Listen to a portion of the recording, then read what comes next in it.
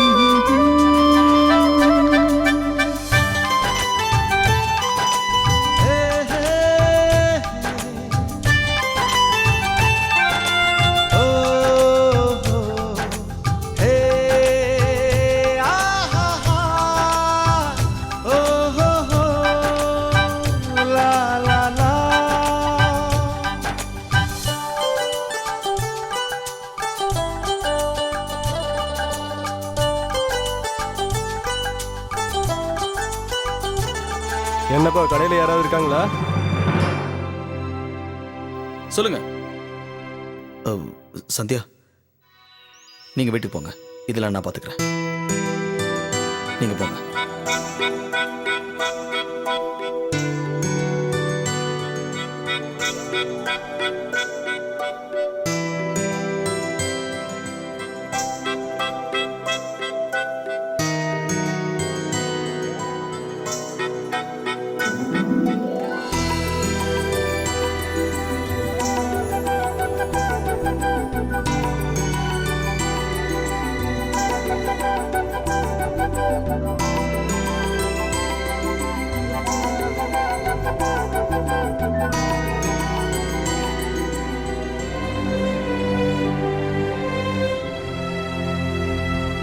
ஆமாக்கா, இந்த சாரி கட்டினீங்கன்னா நீங்க பாக்குறதுக்கு அப்படியே மகாலட்சுமி மாதிரி இருப்பீங்க.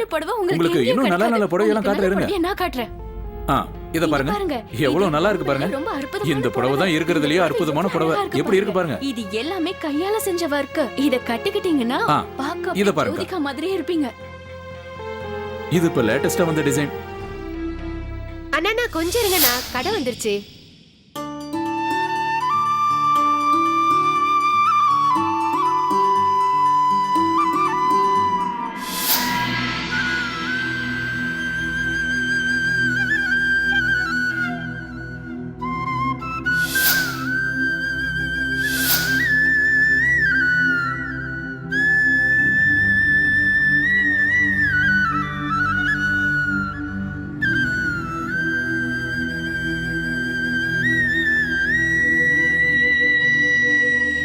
உங்களுக்கு இன்னொரு புடவை காட்டுறேங்க, இது ரொம்ப நல்லா இருக்கும். ஏங்க நீங்க கொஞ்சம் அங்க பாருங்க. உங்க அண்ணி நம்ம கடையை உத்து உத்து பாத்துட்டு இருக்காங்க. ஆமா, நம்ம கடையில இன்னைக்கு எவ்வளவு கலெக்ஷன் ஆகுதுன்னு அங்கிருந்தே பார்த்து தெரிஞ்சுக்கிறாங்கன்னு நினைக்கிறேன். என்னங்க ஏதோ பேசுறீங்க? அவ்வளவு தூரத்துல இருந்து எப்படி தெரியும்? நான் என்னன்னு போய் பாத்துட்டு வரேன். நீங்க இந்த புடவை பாத்துட்டு இருங்க, வந்துடுறேன். என்னாச்சுக்கா? ஏன் இப்படி கடை வெளியே நின்னு பாத்துட்டு இருக்கீங்க? வாங்க உள்ள வாங்க. இல்ல நான் வீட்டுக்கு போறேன்னு சொன்னா எப்படி? உள்ள வாங்க.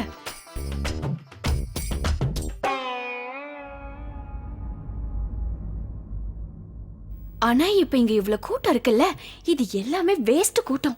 2-3 பேர் மட்டும்தான் உண்மையிலேயே வாங்குவாங்க. மத்தவங்க எல்லாம் சும்மா புடவைய பார்த்துட்டு மட்டும் போவாங்க. நீங்க வாங்குவீங்க தெரியும், நீங்க புடவைய பாருங்க. புடவை வாங்குறாங்களோ இல்லையோ, இவங்க கிட்ட எல்லாம் கர்ச்சீஃப் வாங்க கூட பணம் இருக்கா இல்லையான்னு தெரியல. எப்ப பார்த்தாலும் 500 ரூபாய் புடவைய 300க்கு கேட்பாங்க, 300 புடவைய 100க்கு, இப்படி கேட்டுட்டே இருப்பாங்க. அது மட்டும் போதாதுன்னு அந்த பெரிய பெரிய கடை ஏசி கீசின்னு எல்லாம் ஏதோ சொல்லுவாங்களே, குள்ளன்னு இருக்கும் அந்த கடைலாம் வந்துருச்சு. இதுக்கப்புறம் யார் இந்த கடைக்கு வருவாங்க?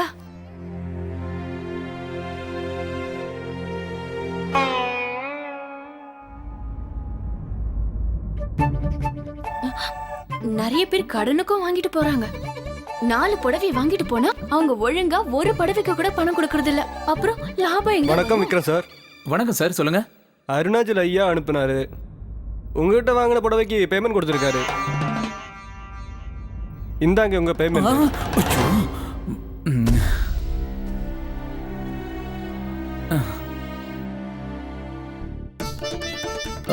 நீங்க அவங்க டிரைவரா? சரி சரி சரி. வீட்ல எல்லாரும் நல்லா இருக்காங்களா? நல்லா இருக்காங்க. நீங்க கிளம்புறீங்களா? வரேன் சார். வாங்க வாங்க. வரேன் அண்ணி. என்ன மீனா, நீ இங்க என்ன பண்ணிட்டு இருக்க? அண்ணி முதல் முறையா நம்ம கடைக்கு வந்திருக்காங்க. அவங்களுக்கு எதுவும் சாப்பிட வாங்கிட்டு வரல, அவங்களுக்கு எதுவும் குடிக்க கொடுக்கல. கடையை பத்தின விஷயங்களை எல்லாம் பேசி ஏன் அவங்களை கஷ்டப்படுத்துற? முதல்ல அன்னைக்கு ஏதாவது வேணுமா அவங்க கிட்ட கேளு. டேய் லட்டு, அண்ணி என்ன சொல்றாங்களோ அதை வாங்கிட்டு வா. இல்ல அதெல்லாம் ஒண்ணு வேண்டாம், நான் வீட்டுக்கு போறேன்.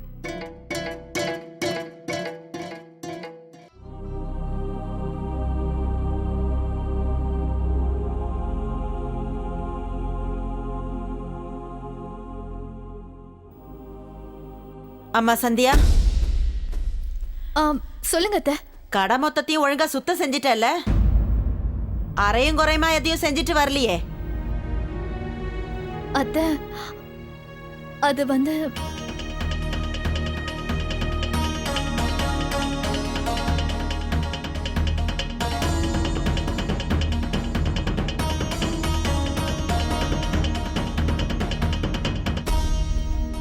போ, போய் ஒரு எலுமிச்சம்பழம் எடுத்து அந்த புடவை கரை மேல தேய். அப்பதான் அந்த எண்ணெய் கரை போகும். கரை ரொம்ப நேரம் இருந்தா அதுக்கப்புறம் அது போகாது. சரிங்க அத்தை. இன்னொரு விஷயம், புடவைய மாத்தினதும் கீழே வா. இங்க நூல் நிறைய இருக்கு. குளிர்காலம் வேற நெருங்குது. அதனால உன்னால முடிஞ்சா சூர்யாக்காக ஒரு ஸ்வெட்டர் தயார் பண்ணு.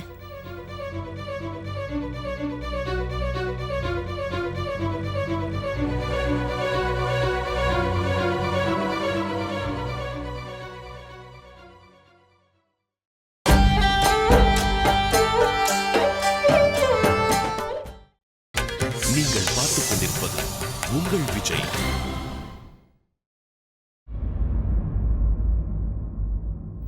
அம்மா, அம்மா இது கொஞ்சம் பாருங்களேன். நான் உங்களுக்காக தான் இதை வாங்கிட்டு வந்தேன். இது உங்களுக்கு ரொம்ப பிடிக்கும்லம்மா? என் பையன் தானே இதை என்கிட்ட கொடுக்க சொன்னா. எனக்கு எது பிடிக்கும் எது பிடிக்காதுன்னு அவனுக்கு நல்லா தெரியும். இந்த வீட்ல இருக்கிற மத்த எல்லாருமே வீணா போனவங்க தான். என்னம்மா இது? பழைய காலத்து ஆள் மாதிரி உட்காந்து இந்த வேலையெல்லாம் பண்ணிட்டு இருக்கீங்க. அந்த துணி தான் பழசாயிடுச்சுல, தூக்கி போடுறீங்க. இங்க பாருப்பா, நானும் பழசாயிட்டேன்ல, அப்ப என்னையும் வீட்டை விட்டு இதே மாதிரி தூக்கி போட்டுருவியா? அட நில்லுங்கம்மா, ஏன் இப்படி எல்லாம் பேசுறீங்க? நீங்க மட்டும் நினைச்சீங்கன்னா இந்த மாதிரி எத்தனை வேணும்னாலும் வாங்கலாம். ஏன்னா நீங்க இப்ப பணக்காரங்களா ஆயிட்டீங்கல்ல. உங்க பிள்ளைங்க 2 பேரும் அவ்வளவு பணம் சம்பாதிக்கிறாங்கல்ல. யார் சம்பாதிக்கிறா? உங்களுக்கு தெரியாதாம்மா? நம்ம சூர்யா அண்ணன் விக்ரமண்ணனுக்கு பெரிய லாபத்தை தேடி கொடுத்திருக்காரு. அந்த அருணாச்சலம் சார் பொண்டாட்டி இருக்காங்கல்ல, அவங்க நம்ம விக்ரமண்ணன் கடையில இருந்து கிட்டத்தட்ட 60-70,000 ரூபாய்க்கு புடவை வாங்கியிருக்காங்க. இந்த விஷயம் எனக்கு இப்பதான் தெரிய வந்துச்சு. நான் அவங்க வீட்டுக்கு ஸ்வீட் பாக்ஸ் குடுக்கறதுக்காக போனேன்ல, அப்போ அவங்க இன்னொருத்தவங்க கிட்ட இத பத்தி சொல்லிட்டு இருந்தாங்க. அப்படியா? ஆமா, நம்ம விக்ரமண்ணன் கடையோட அட்ரஸ் நம்ம சூர்யா அண்ணன் தான் உங்ககிட்ட சொன்னாரு. ஐயோ, நான் ஒண்ணு மறந்துட்டேனே. சூர்யாண்ணா அப்பவே சொன்னாரு ட்ரம்ல தனியா நிரப்பி வைன்னு. நான் அதை மறந்தே போயிட்டேன்.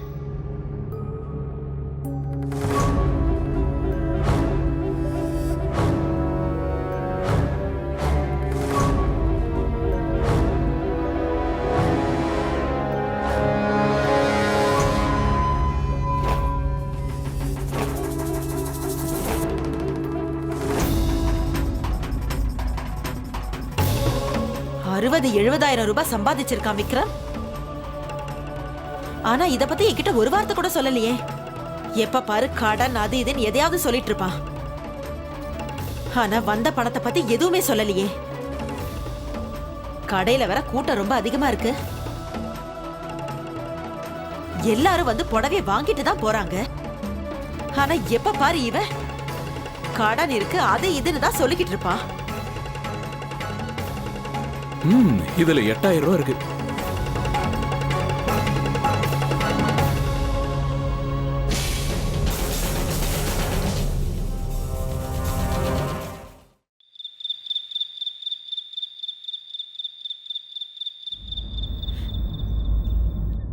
எல்லாத்தையும் சீக்கிரமா எடுத்து வை. எல்லாரும் பசியோட வீட்டுக்கு வருவாங்கல்ல. சரிங்கம்மா. கண்ணா, சூர்யா, சவிதா, மோகன், எல்லாரும் சீக்கிரம் வாங்க.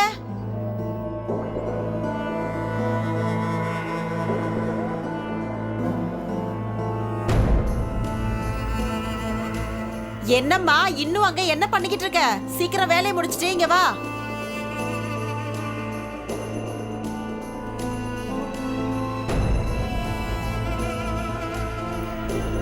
என்னம்மா சந்தியா?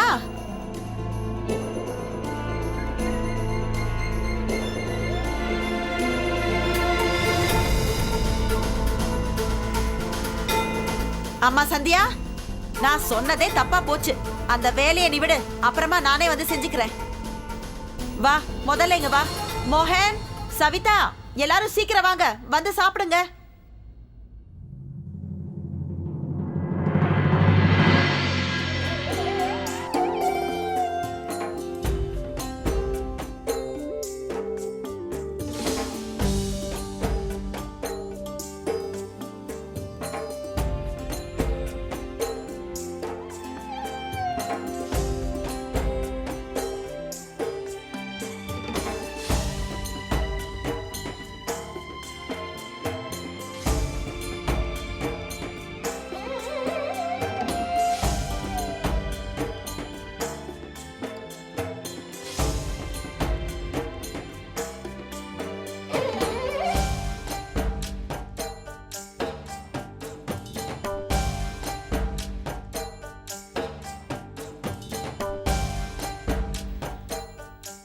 என்னம்மா சந்தியா, வரப்போறியா இல்லையா?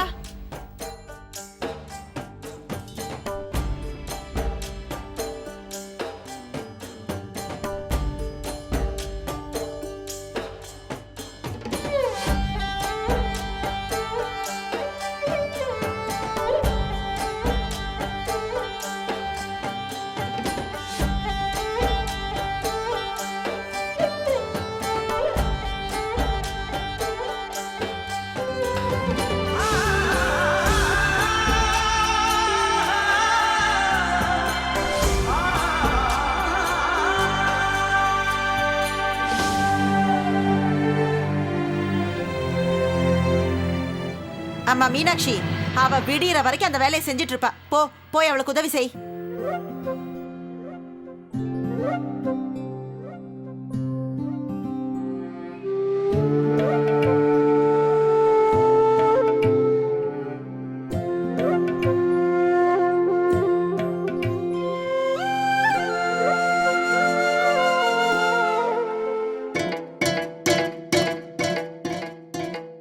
என்ன கஸ்தூரி, வீட்டுல நெய் தீந்துருச்சா என்ன? என்ன காஞ்சி போன சப்பாத்தி கொடுத்துருக்க? இதுல ஏன் நெய் போடவே இல்ல? நெய் இல்லைன்னா என்னால சாப்பிடவே முடியாது. போய் நெய் கொண்டு வா. கண்ணா, நம்ம வீட்டுல நெய் தீந்துருச்சு.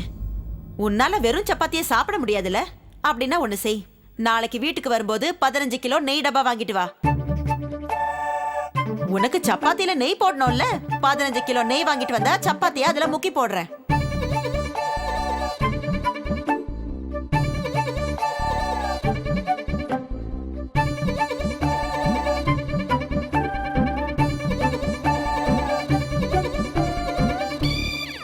அம்மா, நான் வாங்கிட்டு வரேன்.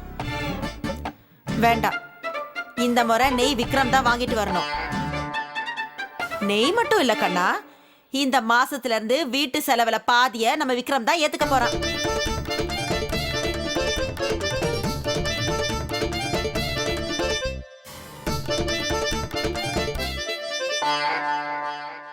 அம்மா, ஏன் இப்படி பேசுறீங்க? இன்னி வரைக்கும் எல்லாம் நல்லதுன்னு போயிட்டு இருக்கு. இனிமேல் அப்படியே இருக்கட்டுமே. நீங்க எதுக்கும் கவலைப்பட இல்ல சூர்யா, இத்தனை வருஷம் நடந்ததெல்லாம் போதும். இனி அப்படி நடக்க கூடாது. விக்ரமும் பொறுப்பு எடுத்துக்கணும்னு நினைக்கிறேன். பாவம், நீ மட்டும் இன்னும் எத்தனை வருஷம் கஷ்டப்பட்டு குடும்பத்தை காப்பாத்த போற? அது மட்டும் இல்லாம இப்ப விக்ரம்க்கும் நல்ல லாபம் வருதுன்னு எனக்கு தெரியும்.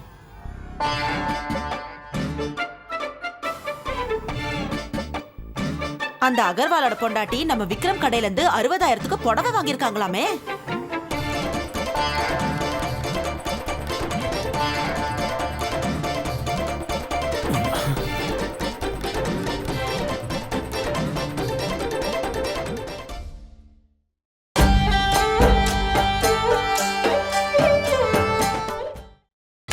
நீங்கள் பார்த்துக் கொண்டிருப்பது உங்கள் விஜய்.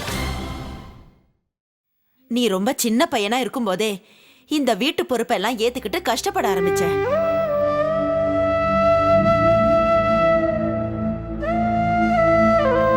உனக்கு 2 தம்பிங்க இருக்காங்க. அவங்களையும் கொஞ்சம் வீட்டு சுமைய சுமக்க விடு. இல்லன்னு வச்சுக்கோ, எல்லா செலவையும் ஓன் தலையிலேயே போட்டுடுவாங்க. உங்களை பத்தி எல்லாம் எனக்கு நல்லா தெரியும். கஷ்டப்பட்டு வேலை செய்ய ஒருத்தர் கூட தயாரா இல்ல. உங்ககிட்ட நான் எதுவும் சொல்லல. உங்ககிட்ட பேசுறதுல அர்த்தமே இல்லைன்னு எனக்கு நல்லா தெரியும். அம்மா, இன்னைக்கு பருப்பு ரொம்ப நல்லா இருக்குமா? இன்னும் கொஞ்சம் கொடுங்க. நீ பேசாத. இன்னும் நான் பேசி முடிக்கல சூர்யா. இப்ப சூர்யாவுக்கு கல்யாணம் ஆயிடுச்சு. நாளைக்கு அவனுக்குன்னு ஒரு குடும்பம் வரப்போகுது. அவ இன்னும் எத்தனை நாளைக்கு எல்லாரையும் பாத்துக்க முடியும்? இன்னும் எத்தனை வருஷம் இவ எல்லாருக்கும் இப்படி உழைச்சு கொட்ட முடியும்? அதனாலதான் சொல்றேன், இனிமே எல்லாருமா சேர்ந்து வீட்டை பாத்துக்கோங்க. எல்லாரும் ஒன்னா சந்தோஷமா இருக்கலாம். ஆமாமா, நீங்க சொல்றதும் சரிதான். இந்த விஷயத்தை பத்தி நானே இன்னைக்கு ராத்திரி உங்ககிட்ட சொல்லலாம்னு நினைச்சேன். ஆமாமா, சூர்யா அண்ணா மாசம் எவ்வளவு கொடுக்கறாரோ அதுல சரிபாதியான தொகையை நான் கொடுக்கறேன். இன்னைக்கு நான் இவ்வளவு சம்பாதிச்சுக்கிட்டு இருக்கேன்னா அதுக்கு உங்க ஆசீர்வாதம் தானே காரணம். அதனால மாச செலவுல பாதி நிச்சயமா நான் தரேன்.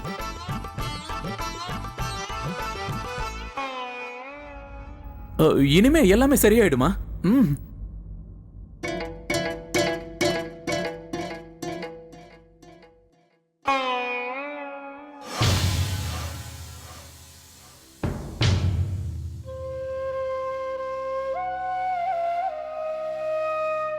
சாப்பிடு.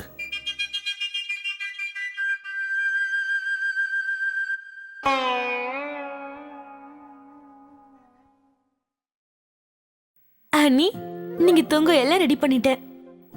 ஏன்னா இந்த நேரத்துல புருஷன் பொண்டாட்டி தனித்தனியா தூங்கணும். இன்னொரு விஷயம் அண்ணி, காலையில சீக்கிரமா எந்திரிச்சு குளிச்சிருங்க. இல்லைன்னா அம்மா ரொம்ப கோவப்படுவாங்க.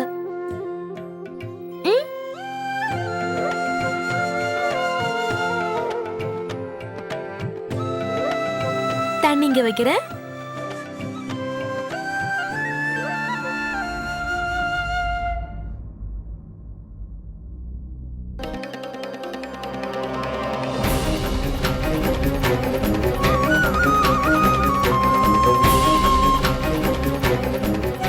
இந்த ஊர் லோக்சபாக்காக நாளைக்கு எலெக்ஷனா?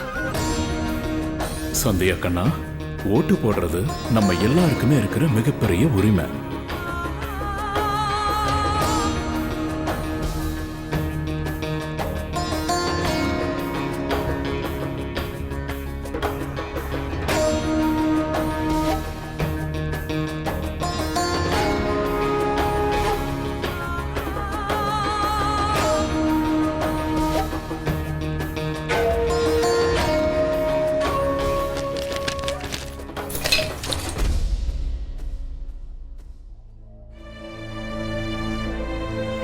என்னாச்சு எனக்கு? கடையில என்னடானா எண்ணெயை கொட்டின, எங்க தண்ணியை கொட்டுற?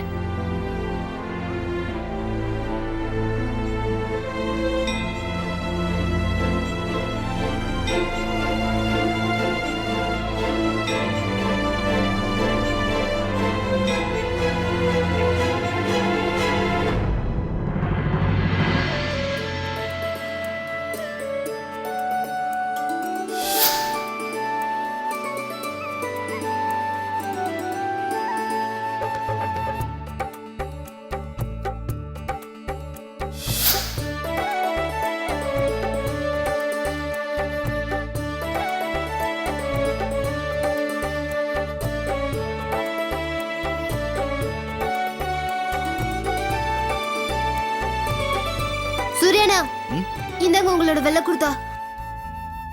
லாண்ட்ரி கடை எவ்வளவு தூரத்துல இருந்துச்சு தெரியுமா? உங்களுக்காக வேகமா போய் வாங்கிட்டு வந்துட்டேன். நாளைக்கு காலையில நீங்க எலெக்ஷன் பூத்துக்கு போகணும்ல.